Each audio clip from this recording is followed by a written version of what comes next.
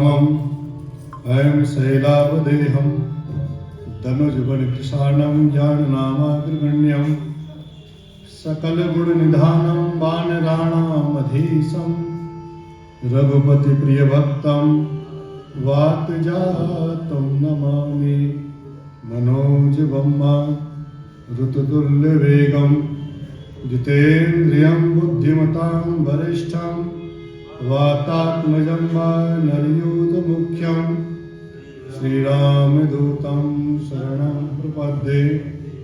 रामाय रामभद्राय रामचन्द्राय वेधसे रघुनाथाय नाथाय सीताय पतये नमः। कृष्णाय वासुदेवाय हरये परमात्मने प्रणतक्लेशनाशाय गोविन्दाय नमो नमः। वन्दे सिद्धेश्वरं नित्यं सत्यं शिवं च सुन्दरं सर्वं खलु इदं ब्रह्म सोऽहं सोऽहं न संशयः सोऽहं सोऽहं न संशयः। परमाध्यक्ष भूत भवन अकारण प्रेरणालय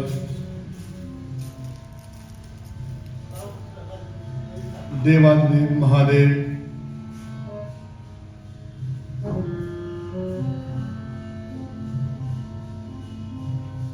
बाबा सिद्धेश्वर भगवान परम्बा जगदम्बा विजयदात्री माँ भगवती विजयदात्री माँ पीताम्बरा महारानी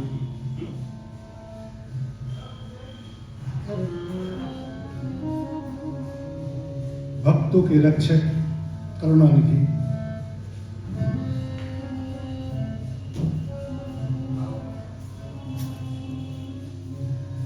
भगवत कथा प्रेमी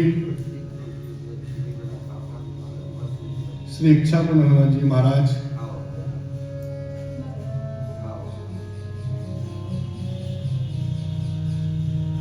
युगल किशोर जी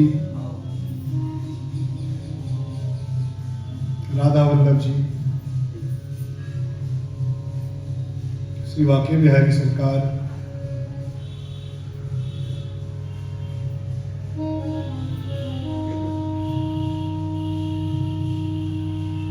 श्री सीताराम जी सरकार सहित सभी आवाहित देवता कुल देवता ग्राम देवता स्थान देवता वास्तु देवता क्षेत्रपालादि देवता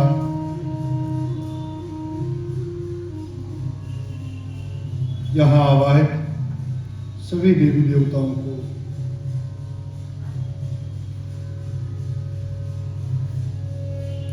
सादर प्रणाम पूजन।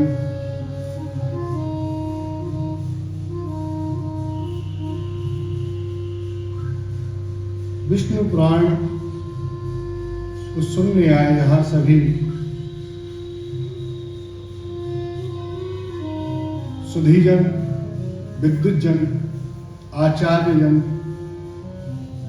भक्तजन सभी श्रोतागण आप सभी का इस व्यासपीठ से यथायोग्य प्रणाम यथायोग्य नमन।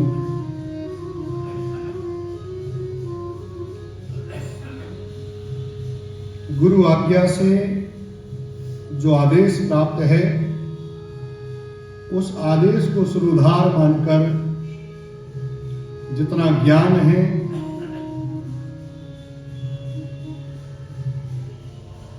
जितना बुद्धि विवेक है माता पिता के आशीर्वाद से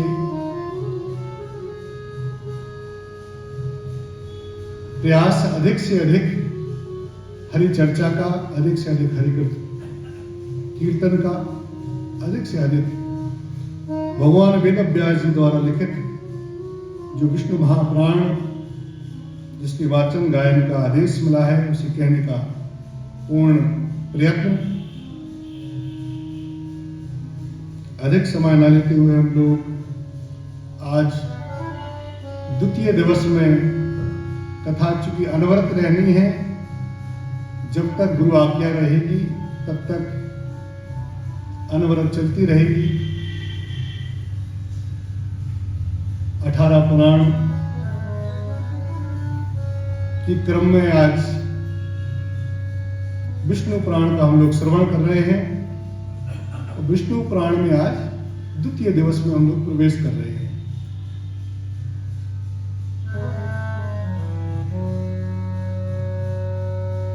बिना संगीत, बिना अधिक ताम झाम के कैसे कथा को सुना जाए, कैसे कथा को कहा जाए, ये आप जैसे विद्युत श्रोतागण ही समझ सकते हैं।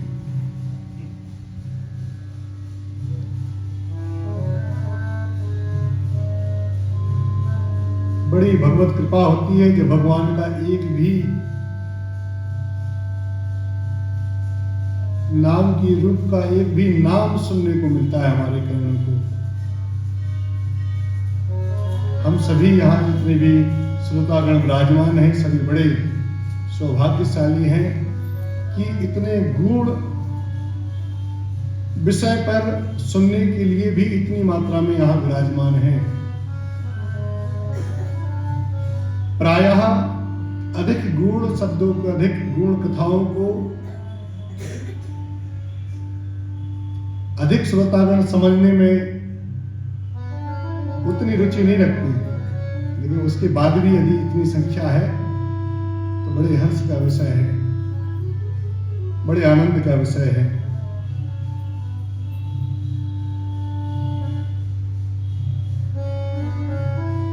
कुछ क्षण भगवान के संकीर्तन के साथ में हम लोग अपनी कथा को, अपने सत्संग को प्रारंभ करेंगे।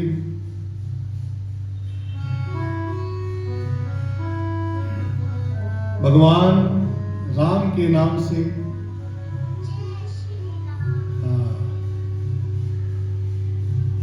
सीताराम सीताराम सीताराम कहिए, जाहि विधि राखे राम ताहि विधि रहिए। सीताराम सीताराम सीताराम कहिए, जाहि विधि राखे राम ताहि विधि रहिए। सीताराम सीताराम सीताराम कहिए, जाहि विधि राखे राम ताहि विधि रहिए। सीताराम सीताराम सीताराम, जाहि विधि राखे राम ताहि विधि रहिए। मुख में हो राम नाम, राम सेवा हाथ में। मुख में हो राम राम, राम सेवा हाथ में। तू अकेला नहीं प्यारे, राम तेरे साथ में। तू अकेला नहीं प्यारे, राम तेरे साथ में। विधि का विधान जान, हानि लाभ सहिए। विधि का विधान जान, हानि लाभ सहिए। सीताराम सीताराम सीताराम कहिए। सीताराम सीताराम सीताराम कहिए। जाहि विधि राखे राम ताहि विधि रहिए। ये जाहि विधि राखे राम ताहि विधि रहिए। किया अभिमान तो फिर मान नहीं पाएगा। किया अभिमान तो मान नहीं पाएगा। किया अभिमान तो मान नहीं पाएगा। किया अभिमान तो फिर मान नहीं पाएगा। होगा प्यारे वही जो श्री राम जी को भाएगा। होगा प्यारे वही जो राम जी को भाएगा। फल आशा त्याग शुभ काम, काम करते रहिए, फल आशा त्याग शुभ काम कहिए। जाहि विध राखे राम ताहि विध रहिए, जाहि विध राखे राम ताहि विध रहिए। सीताराम सीताराम सीताराम कहिए, सीताराम सीताराम सीताराम कहिए। जाहि विध राखे राम ताहि विध रहिए। ये जाहि विध राखे राम ताहि विध रहिए। जिंदगी की डोर सौंप हाथ दीनानाथ के, जिंदगी की बार सब हाथ दीनानाथ के। जिंदगी की डोर सौंप हाथ दीनानाथ के, जिंदगी की बार सब हाथ दीनानाथ के। महलों में राखे चाहे झोपड़ी में वास दे, ए महलों में राखे जाए झोपड़ी में वास दे। धन्यवाद निर्विवाद राम राम कहिए, धन्यवाद निर्विवाद राम राम कहिए। जाहि विधि राखे राम ताहि विधि रहिए। ये जाहि विध राखे राम ताहि विध रहिए। सीताराम सीताराम सीताराम कहिए, सीताराम सीताराम सीताराम कहिए। जाहि विधि राखे राम ताहि विधि रहिए। ए जाहि विध राखे राम ताहि विध रहिए। आशा एक राम जी से, किससे आशा रखनी है हमें? आशा एक राम जी से दूजी आशा छोड़ दे, आशा एक राम जी से दूजी आशा छोड़ दे। नाता एक राम जी से दूजा नाता तोड़ दे। ए आशा एक राम जी से दूजा नाता तोड़ दे। आशा एक राम जी से दूजी आशा छोड़ दे, आशा एक राम जी से दूजी आशा तोड़ दे। नाता एक राम जी से दूजा नाता तोड़ दे। ए आशा एक राम जी से दूजा नाता तोड़ दे। साधु संत साधु संग राम रंग अंग अंग रंगिए, जाहि विधि राखे राम ताहि विधि रहिए। जाहि विध राखे राम ताहि विध रहिए। सीताराम सीताराम सीताराम कहिए, सीताराम सीताराम सीताराम कहिए। जाहि विधि राखे राम ताहि विधि रहिए। ए सीताराम सीताराम सीताराम कहिए। जाहि विधि राखे राम ताहि विधि रहिए। ए जाहि विध राखे राम ताहि विध रहिए। जाहि विधि राखे राम ताहि विधि रहिए। सियावर रामचंद्र की, पवन सुत हनुमान की, गुसाए तुलसीदास जी की। जाहि विधि राखे राम ताहि विधि रहिए। सर्वत्र सदैव प्रसन्न चित्त,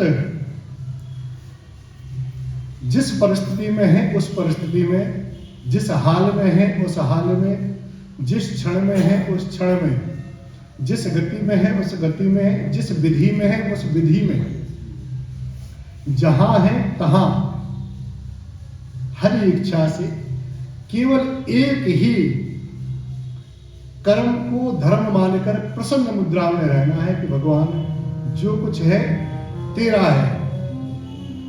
कष्ट दिया वो भी तेरा, सुख दिया वो भी तेरा, दुख दिया वो भी, जाहि विधि राखेरा ताहि विधि राखेरा। सीताराम सीताराम सीताराम।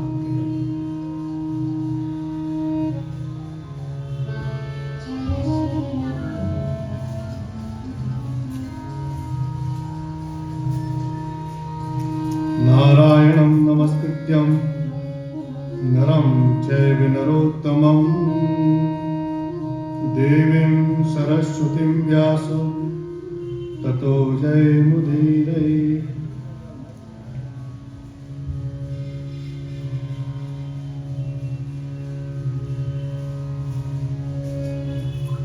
कल हम सभी ने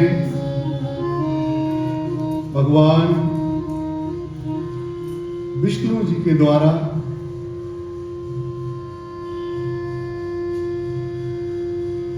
इस प्रकृति के विवरण को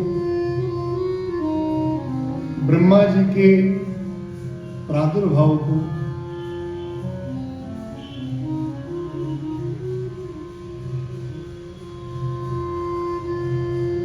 यहां से सुना। आज इससे आगे की कथा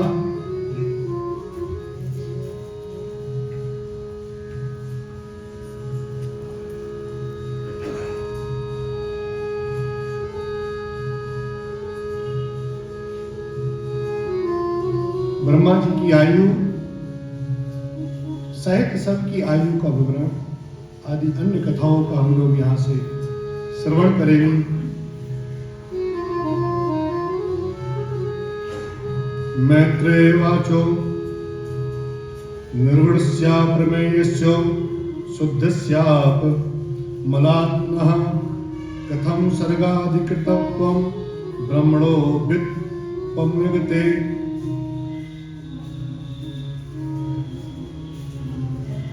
पाराशर जी से मैत्रेय जी पूछते हैं, भगवान ब्रह्मा जी सहित उनकी आयु सहित काल का क्या स्वरूप है, इनका क्या रूप है।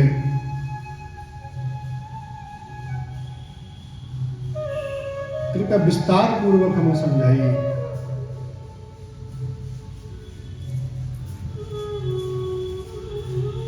किसकी कितनी आयु रहेगी, क्या रहेगी भी या नहीं रहेगी, यदि रहेगी तो किसकी आयु की गणना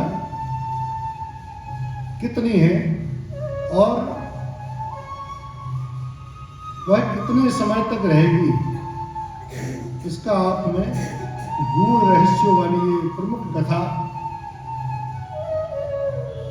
हे पाराशर जी मुझे सुनाइए।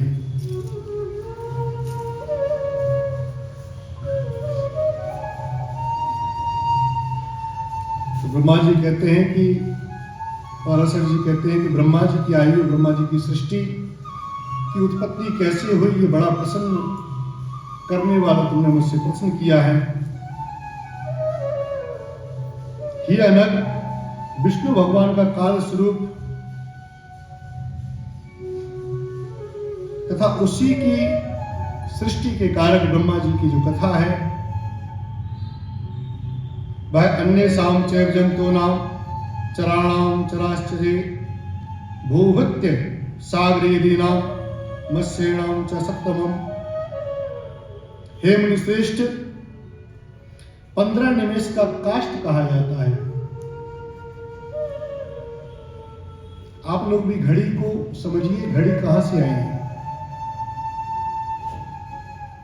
काष्ठ मिनट, घंटा, सेकंड से नीचे की गणना है, जिसे हम लोग काष्ठ बोलते हैं। तो 15 निमेष का एक काष्ठ कहा गया है और 30 काष्ठ की एक कला कही गई है। तो 30 कला का एक मुहूर्त कहा गया है। आप सभी सुधीजन पूछते हैं ना, महाराज मुहूर्त कब से कब तक का है। तो यह वही मुहूर्त है जिसकी गणना ज्योतिषी आचार्यगण किया करते हैं। 30 कला का एक मुहूर्त होता है और 30 मुहूर्त का मनुष्य का एक दिन रात कहा जाता है। 24 घंटे में मुहूर्त के 30 भाग होते हैं। एक 24 घंटे में 30 मुहूर्त आते हैं।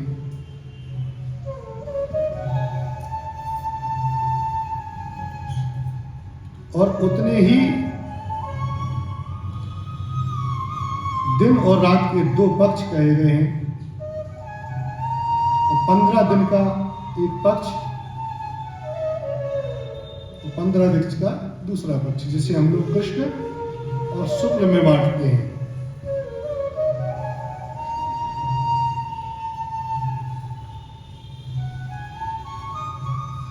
दो पक्षों को मिलाकर एक मास होता है। ऐसे ही 12 मास को मिलाकर एक वर्ष होता है। एक वर्ष में 2 अयन होते हैं, जहां भगवान सूर्य निवास करते हैं, एक दक्षिण एक उत्तर, जिसका कल से ही भगवान सूर्य नारायण कल से उत्तरायणी हुए हैं। ऐसे ही देवताओं के 12,000 सतयुग, त्रेता, द्वापर, कलयुग नामक 4 युग होते हैं।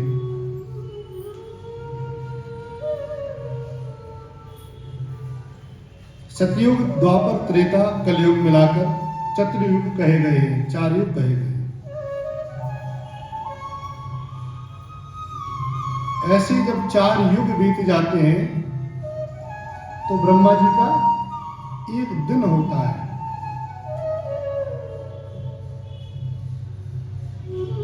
सतयुग एक बार चला जाए, द्वापर एक बार चला जाए, कलयुग एक बार आके चला जाए, त्रेता एक बार आके चला जाए, तो ब्रह्मा जी का एक दिन हुआ।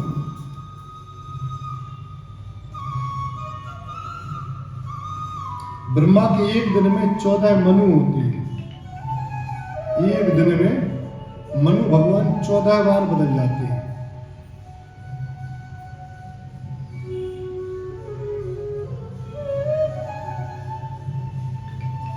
ऐसे ही जब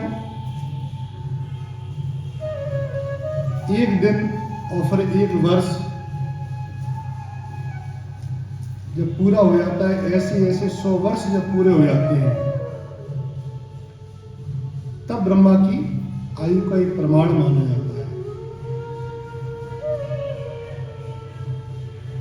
सप्तऋषि देवतागण, मनु, इंद्र, मनु के पुत्र, राजा लोग एक ही काल में रचे जाते हैं और उनका संहार किया जाता है।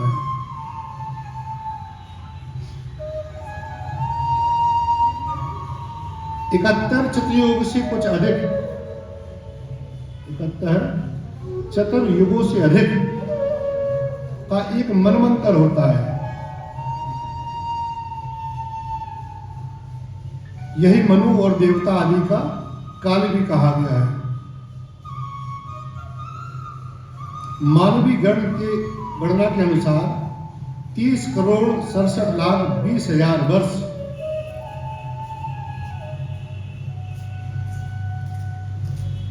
इतनी आयु जो है मनु के लिए कही गई है।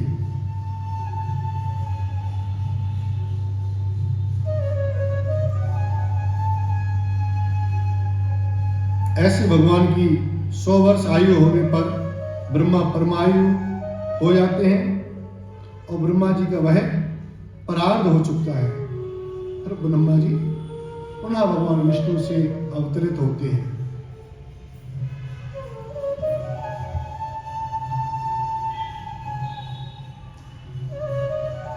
अब मैत्री जी कहते हैं, ब्रह्मा नारायण ख्यातो कल्पसो भगवान था ससर्ज सर्वभूतानि तदाक्षा महामुने।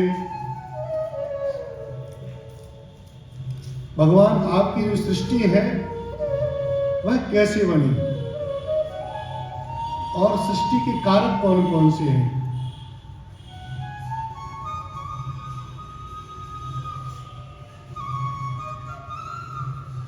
तो सृष्टि जो है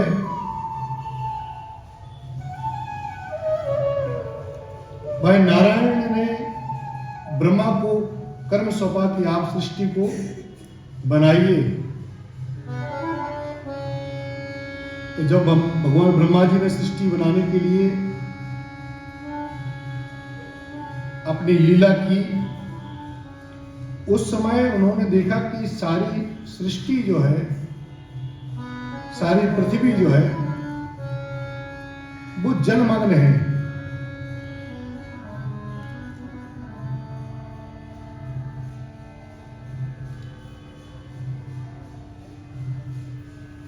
जलमग्न पृथ्वी पर सृष्टि को कैसे बढ़ाया जाए, बिना पृथ्वी की सृष्टि होना संभव नहीं है।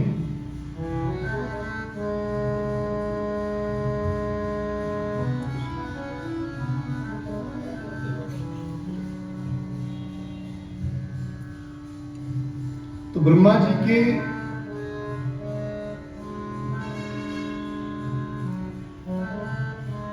प्रेरणा से वह पृथ्वी यहां भगवान से प्रार्थना करती है कि भगवान मुझे इस जल से बाहर निकालो, ताकि ब्रह्मा जी की सृष्टि हो। तो सृष्टि इस पृथ्वी पे यदि होगी तो मेरा उद्धार होगा।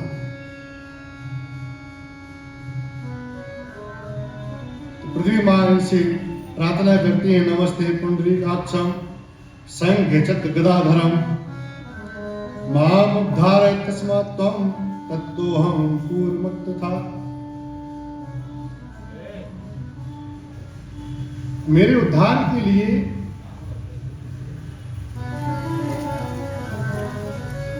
भगवान आप आइए और मेरा उद्धार करिए, ताकि मैं जल से बाहर निकल सकूं।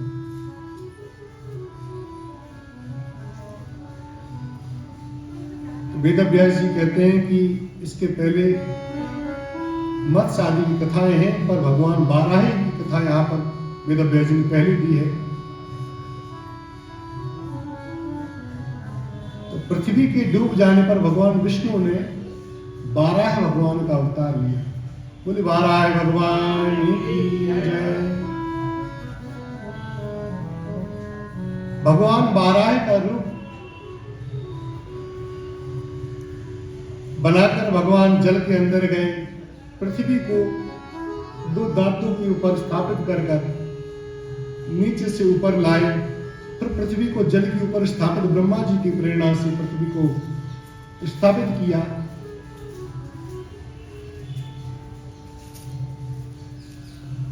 जितनी सृष्टि आज हमें दिखाई पड़ती है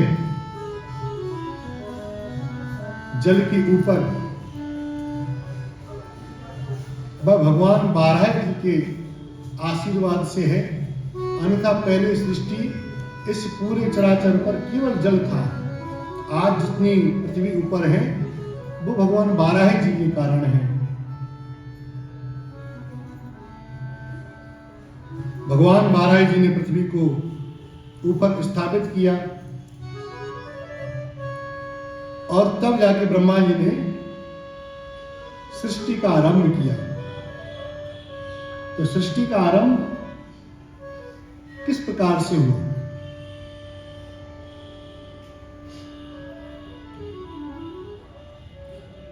स्थावरंतम सुराध्यस्तु प्रजा ब्रह्मश्चतुर्विधा ब्राह्मणः कुर्वतः सृष्टि जगृते मानसास्तः। ब्रह्मा की सृष्टि में जब प्रारंभ की तो उसमें 4 प्रकार की सृष्टि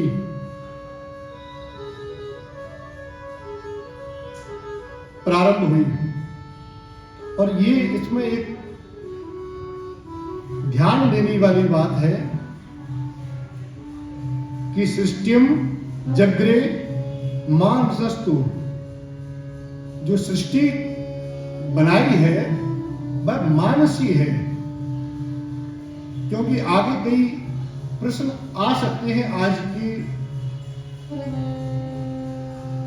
जो मानव है कि ऐसा कैसे हो सकता है, एक शरीर में ही स्त्री और पुरुष कैसे आए। ये मानसी सृष्टि है, क्योंकि परब्रह्म परमात्मा ही सब चीजों की लय और कारक है। यहाँ वेद व्यास जी ने अलग से कहा कि ये जितनी सृष्टि हो रही है सब मनोमयी है। भगवान ब्रह्मा जी ने मन में सोचा, जो जो सोचा वह आगे होगा। क्या होगा आगे? कि सृष्टि की रचना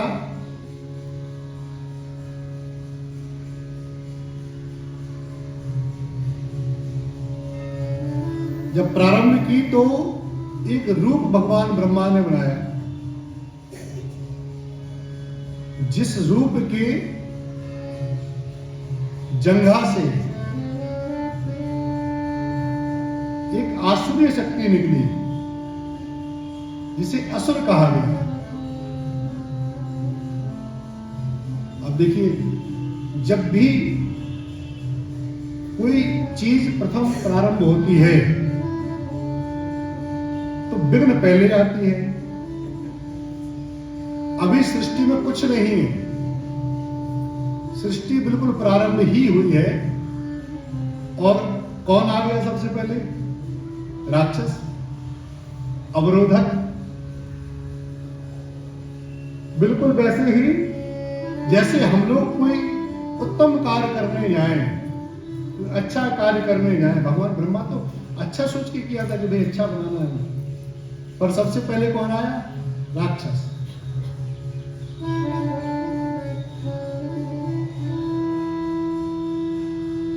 कोई भी आप कार्य करिए, उसके पहले अड़चने जो आती हैं वह यही राक्षस रूपी अड़चने होती हैं। यदि आप इन अड़चनों को पार कर जाएंगे भगवत कृपा से, तो अगला जो रूप भगवान ने रखा, उस रूप के मुख से देवताओं का सृजन हुआ। यदि आप उन बाधाओं को पार कर लेंगे, राक्षस रूपी बाधाओं को पार कर लेंगे, भगवान बताते हैं, तो निश्चित रूप से देव कृपा फिर होती ही है। ये सृष्टि का चक्र है। तो जब जिस रूप से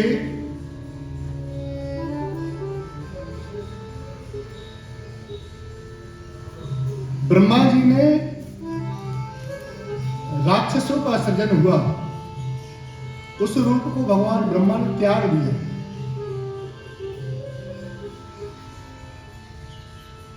त्यागते ही घनघोर अंधकार हो गया पूरी सृष्टि पर, जिससे रात्रि का निर्माण हुआ।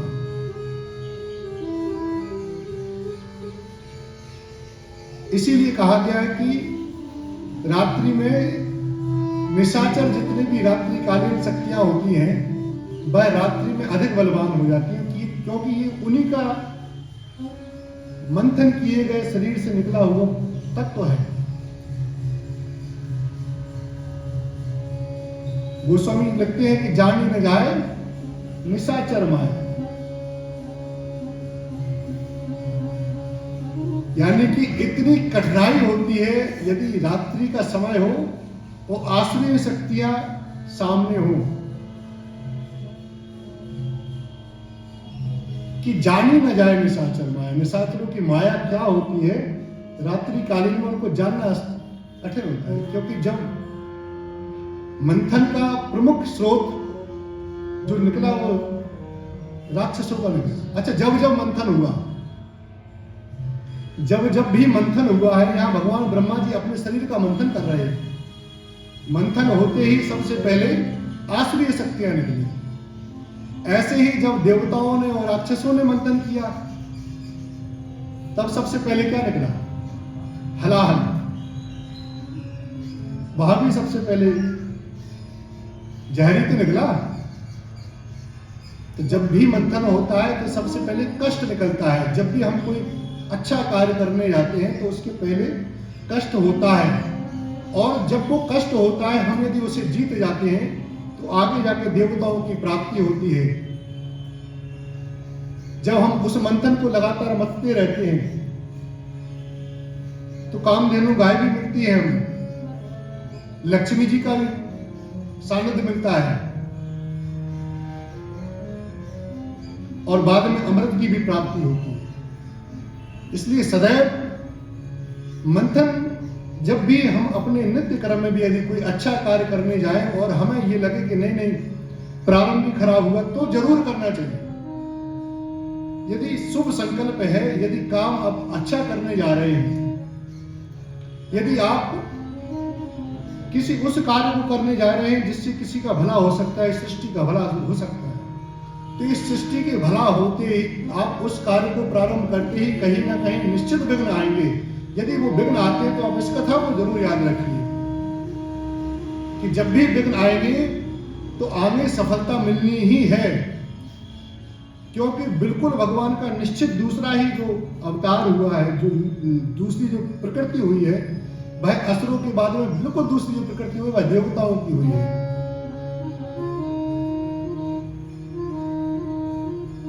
देवताओं की यहां पर उत्पत्ति हुई। देवताओं की उत्पत्ति जिस शरीर से हुई, भगवान के मानसी शरीर से, उस शरीर को फिर यहां उन्होंने त्यागा। जब उस शरीर को त्यागा तो एक दिव्य ज्योति उत्पन्न हुई, जिसे उजाला कहते हैं, जिसे दिन कहते हैं। वहां रात्रि थी निशाचरों की, यहां देवताओं का दिन हुआ। वहां से दिन और रात की सृष्टि बनी। दिन कैसे बने, रात कैसे बने, ये वेद व्यास जी ने हमें बताया। रात निशाचरों के द्वारा, दिन देवताओं के द्वारा। इसलिए जितनी भी देवों की पूजा की जाती है वह प्रायः दिन में सारी पूजाएं होती हैं। आगे एक पुनः नया शरीर ब्रह्मा जी ने रखा,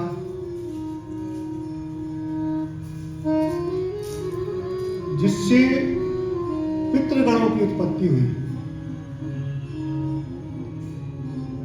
पितृगणों की यहां उत्पत्ति हुई।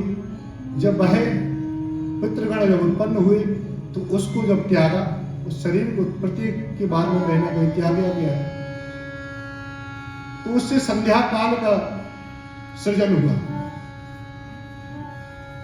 दिन रात दोनों के बीच का एक काल है जिसे संध्या कहते हैं।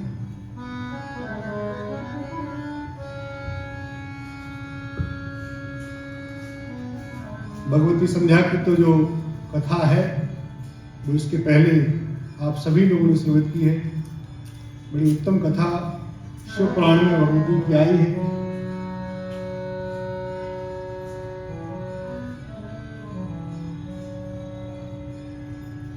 फिर एक नया रजोगुण युक्त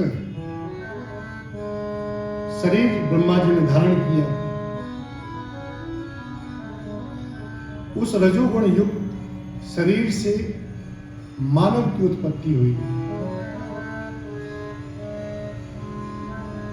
जिससे हम आप जैसे दिखते हैं वैसी उत्पत्ति उस मानसी सृष्टि से हुई। अच्छा, रजोगुण ही क्यों? तो भगवान ने कहीं भी किसी भी रूप में किसी के साथ कभी अन्याय नहीं किया है। बड़े ध्यान देने लायक बात है भाई। सत्य रज तम, तीन जब तत्व है, तीन जब गुण है, तो रज ही क्यों? हम रजोगुण ही। भगवान ने बीच में खड़ा कर दिया कि आप मानव हो, बीच में खड़े रहो। अपने कर्मों से आप सत्य तरफ जाइए, अपने पापों से आप तम तरफ जाइए। तो तामसी जो वृत्ति होती है वह अधोगुणी होती है, सात्विक जो प्रवृत्ति होती है वह ऊर्ध्व गति होती है। इसलिए रजोगुणी मानव जो है, जिसका रूप रजोगुणी का है। अच्छा, ईश्वर ने हमें बना के भेजा रजोगुणी।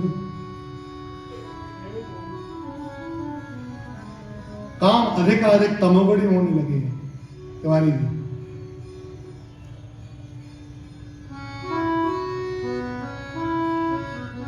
जो भक्ष बताए गए हैं उन भक्षों के अलावा भक्षण करना है, तामसी प्रवृत्ति। भोजन कैसा हो? भोजन स्वच्छ हो, भोजन निर्मल हो, भोजन वह भोज्य हो जिसे हम भोग लगा सके। आजकल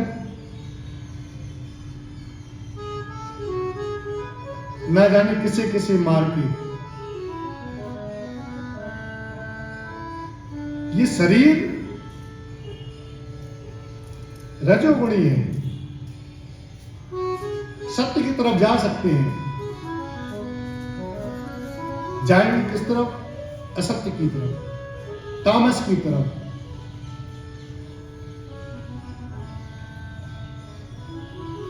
जब भी हम भगवान को पाने की इच्छा करेंगे तब सबसे पहले हमें अपने मन को समझाना पड़ेगा। और मन कब समझेगा? मन जब समझेगा जब हम उस मन को वैसा भोज्य देंगे। जैसा खाओगे अन्न वैसा होगा मन। मन तो वैसे ही होगा ना भाई, जैसा हम भाई अग्नि में हम जो डालेंगे वैसी ही खुशबू निकलेगी। अग्नि जल रही है, ये शरीर अग्नि रूप है। हम लोग वहां से जब आए हैं तो कुछ ना कुछ करने के लिए, तपाने के लिए आए हैं। यदि यहां कुछ हमें करना है, अग्नि में यदि हमने तिल या वक्षक, घृत, गाय का घी,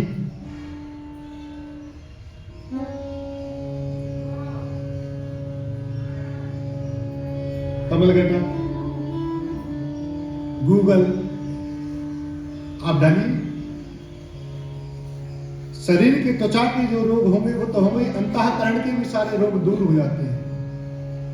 अच्छा, आप बैठेंगे होगा धुआं, पर कब आनंद आता है? धुआं में किसी को आनंद आता है? लेकिन आता है। वह धुआं किस प्रवृत्ति का है? वो जो जल रहा है वो किस प्रवृत्ति का है? यदि वह सात्विक जलेगा तो निश्चित तौर पर इस ब्रह्मांड में सात्विकी आएगी। यह ब्रह्मांड क्या है? यह ब्रह्मांड हमारा ही शरीर है। हम इसको जैसा देखेंगे, हम जैसा दिखाएंगे, वैसा ही प्रतीक होगा, वैसा ही दिखाई देगा। अग्नि वही है, सब कुछ वही, आप स्पर्श करो वैसे ही जलोगे। यदि आप उसमें कोई साइकिल का टायर जला के रख दो, कोई दूषित चीज डाल दो, उसमें पन्नी डाल दो, पॉलीथिन डाल दो, भाई अग्नि तो वही होगी ना। अग्नि में कोई दोष नहीं है, अग्नि निर्दोष है। पर तब क्या हम वहां बैठ पाएंगे? नहीं बैठ सकते। क्यों नहीं बैठ सकते? क्योंकि उसको दिया गलत चीज गई है। यदि हमें सत्य की तरफ जाना है, और सत्य क्या है? सतोगुण क्या है? सतोगुण वह निराकार पूर्ण ब्रह्म है, श्री हरि है। सत्यम परम धीमहि।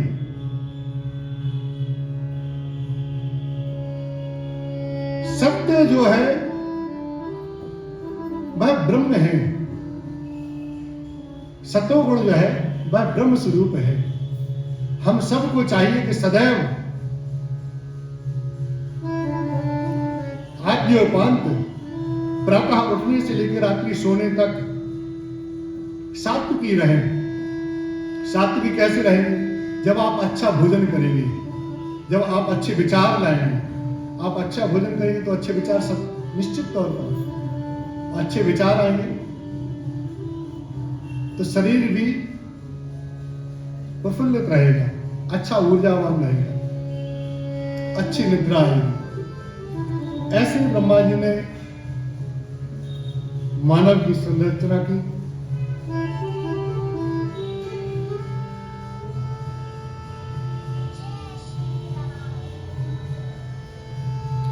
फिर ब्रह्मा जी ने एक रजोयुक्त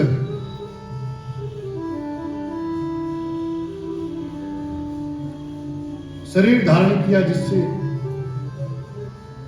क्षुधा की उत्पत्ति हुई, हमारी भूख की, जिससे हम अभी कथा में हम लोगों ने पढ़ा।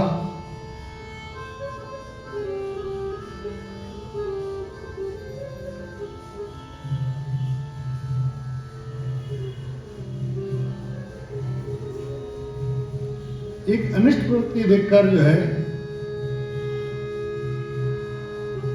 ब्रह्मा जी के जो केस थे उस सृष्टि को करते समय, चूंकि गूढ़ कथाएं हैं, संभवतः कुछ हो सकता है बोरियत हो, पर ये बड़ी मार्मिक कथाएं हैं, बड़ी ज्ञानवर्धक कथाएं। चूंकि गुरु आदेश है तिवारी जी कि प्रत्येक श्लोक को आप बांचिए, तो उसका एक एक श्लोक का जो अर्थ है वह विस्तार से सुनाना भी जरूरी है। तो जब सृष्टि हो रही थी तो ब्रह्मा जी के केस खुल गए। जब केस खुले तो उन केसों से सर्पों की उत्पत्ति स्वतः हो गई।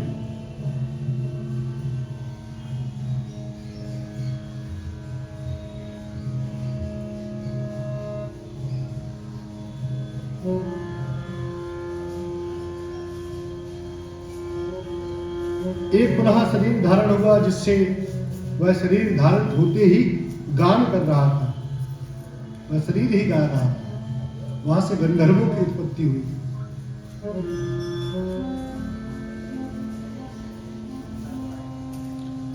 भगवान के उसी स्वरूप से रोमों से औषधियों की उत्पत्ति हुई।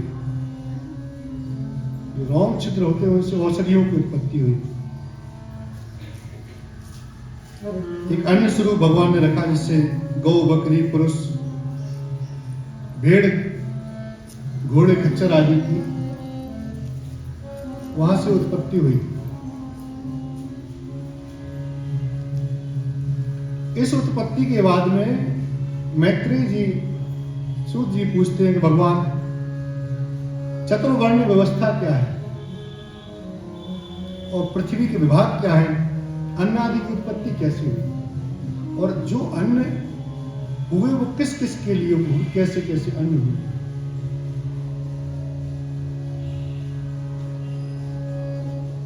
पाराशर जी कहते हैं ब्राह्मणा क्षत्रिया वैश्या शूद्राश्च दुरुत्तमः पादो वृक्षा स्थलो मुखास् दसमुद्गतः ददगतः। हे मैत्रेय जी,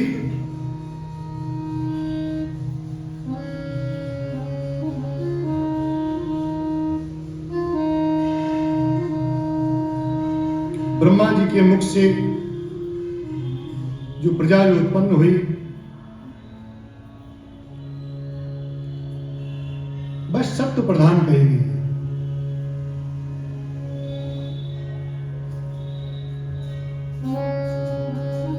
उनके वक्ष से जो प्रजा हुई वह रज प्रधान कहेगी। जांघों से जो प्रजा हुई या उदर से जो प्रजा हुई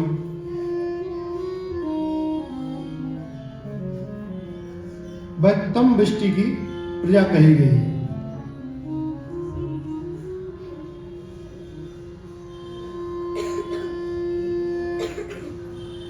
और ब्राह्मण, क्षत्रिय, वैश्य, शूद्र ब्रह्मा जी के मुख, वक्ष स्थल, जानु और उनकी ही चरण कहे गए। वेद में एक श्लोक भी आता है ब्राह्मणों से मुखमासी द्वाहु राजन्या कृता ओरो तदस्या प्रतिव्याग्नो शूद्रो अजायतो। भगवान का ही यह विराट स्वरूप है जिनके मुख से ब्राह्मण की उत्पत्ति हुई। जो ज्ञान दे वह ब्राह्मण है।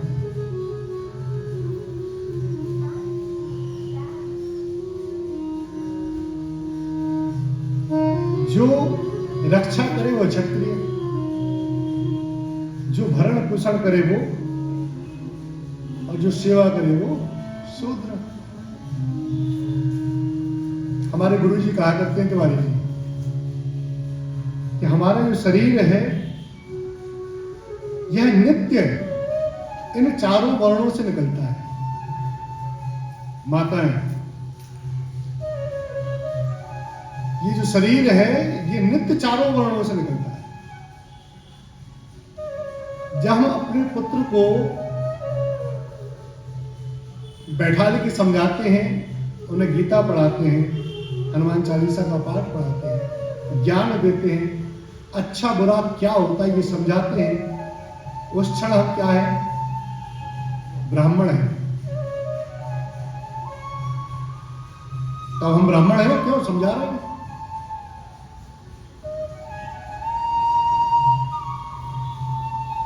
वह पुत्र यदि किसी गलत मार्ग पर, कुमार्ग पर जाता है तो डंडा लेकर महाराज जी उसको डांट कर, फटकार कर लाइन पर लाने का माताएं काम करती हैं। उस समय वो छत्राणी होती है, उस समय हम छत्री होते हैं।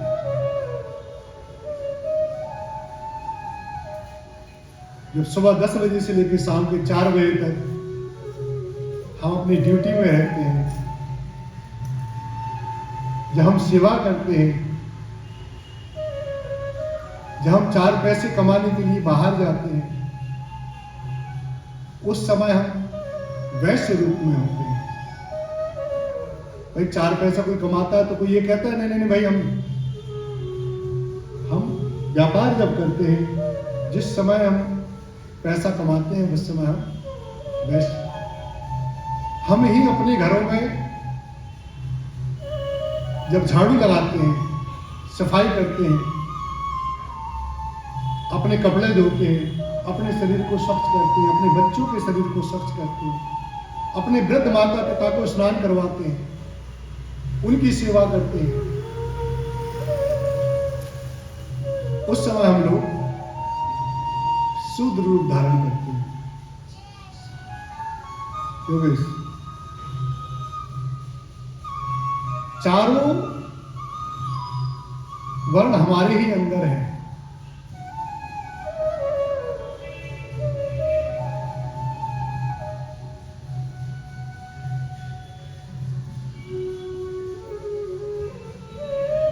वर्ण के बाद में फिर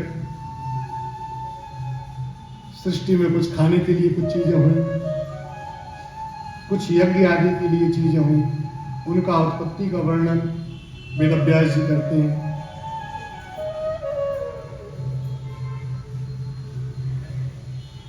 हे मुने, धान, जौ, गेहूं, तिल, कंगनी, ज्वार, छोटी मटर, सफल, उड़द, गेहूं, मूंग, मसूर, कुथली, राई, चना और सन,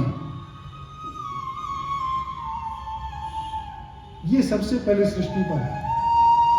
जो वनस्पतियां आई, इनको ग्राम वनस्पति नाम दिया है। उसके बाद में धान, जौ, उड़द, गेहूं और तिल, कंगनी, कुतली, इन्हें यज्ञ धान कहा गया है। ये यज्ञ की वनस्पतियां हैं जो देव समर्पित कही गई। इनसे यज्ञ किया जाए, देवताओं को समर्पित ये कही गई।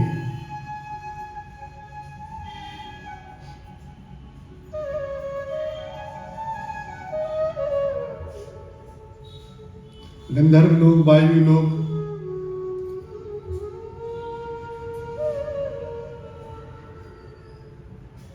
आदि लोगों का निर्माण उसी सृष्टि में फिर आगे किया गया। यहां एक संभवतः मेरी दृष्टि से नीरज, इस कथा की आज तक का सबसे अच्छा श्लोक गत्वा गत्वा निवर्तन्ते चंद्र सूर्यादयो ग्रह अपद्याति न निवर्तन्ते द्वादशक्षा चिंतकः। बाकी पाराशर जी कहते हैं कि बाकी ये जो लोक हैं, बाकी जो सृष्टि है, इसको तिवारी जी कहा कि ये सृष्टि चलायमान होगी। जितनी भी सृष्टि है ना, गत्वा गत्वा निवर्तन्ते, गत्वा गत्वा निवर्तन्ते, ये जो भी सृष्टि बनी जा रही है ये परिवर्तनशील होगी, परिवर्तित होती रहेगी। यहां तक कि इसी सृष्टि में जो सूर्य और चंद्रमा भी बनाए जा रहे हैं, बनाए जाएंगे, ये भी आते जाते रहेंगे। सूर्य आज है, चंद्रमा आज है, पर लय जब होगा तब होगा क्या? जब सृष्टि जब पुनः लय होगी भगवान के श्री चरणों में, तब होगी क्या? तब नहीं होगी। तब क्या होगा? भगवान से पूछते हैं कि तब क्या होगा उसमें। तो कहते हैं द्वादश अक्षर का जो मंत्र है, वह जो इस सृष्टि का प्रमुख कारक भी है, वह सदैव होगा। और उस द्वादश अक्षर के जो मंत्र का जो भी गायन करेगा, वह श्री हरि के चरणों में सदैव के लिए विराजमान होगा। और द्वादश अक्षर का मंत्र कौन है?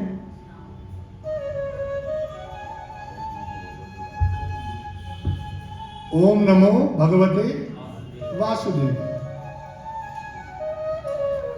ये द्वादश अक्षर के जो मंत्र हैं, इनका जो भी गायन करेगा, पाठन करेगा, वह इस भव से सदैव के लिए पार। और भव कौन है? ग्रह कारज नाना जंजाला। नित्य जो अड़चने हैं, हम लोग जो जीवन जी रहे हैं, वह उस सागर में हम लोग बूते लगा रहे हैं, जिसको केवल इसी नाव पर बैठ के पार किया जा सकता है। वह नाव भगवान की भगवत रूपी जो द्वादश अक्षर की जो नाव है, केवल यह नाव जिसको पकड़ लेगा, जो भी व्यक्ति इस नाव को स्पर्श कर लेगा, जो व्यक्ति इस नाव को पकड़ लेगा, वह भव से पार कर सकता है। अन्यथा अगाध समुद्र है।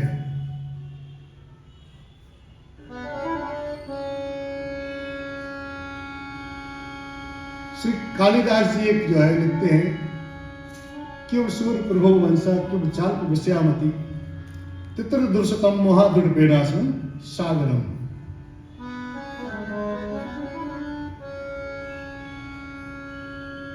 भगवान की कथाओं का कहा ये अनन्य सागर, हम सबकी कहां से सीमित बुद्धि। यदि हमें इस भव से पार करना है, तो तुलसीदास कालिदास जी कहते हैं कि ये तो उसी प्रकार से कठिन है, जिस प्रकार से यदि आपसे आज की डेट में कहा जाए कि आपको एक कागज की नाव पर बैठ के 7 समुद्र पार करने हैं, तो क्या पार कर सकते हैं? कोई पार कर सकता है? कोई पार नहीं कर सकता। उस कागज की नाव पर बैठ के कोई भी व्यक्ति 7 समुद्र पार नहीं कर सकता। 7 समुद्र कौन है? ये यही ग्रह कारक नाना जंजाला वाले हैं। इन्हें हम वो जो अरेबियन सी और इंडियन सी है, इनके नाम से नहीं, ये जो हमारे जीवन में नित्य जो अड़चने हैं, जो नित्य परेशानियां हैं, हम रोज भगवान की ओर जाते हैं, रोज इच्छा हनुमान जी महाराज की तरफ जाए, सिद्धेश्वर भगवान की तरफ जाए, पर जाते तो हैं, घर से निकलने की सोचते हैं, कमरे से उठने की भी सोचते हैं, पर लगता बहुत ठंड है, अब तो आज तो कल देखेंगे। तो ये जो अड़चने हैं, ये वही भव है, कोई भव अलग से नहीं है।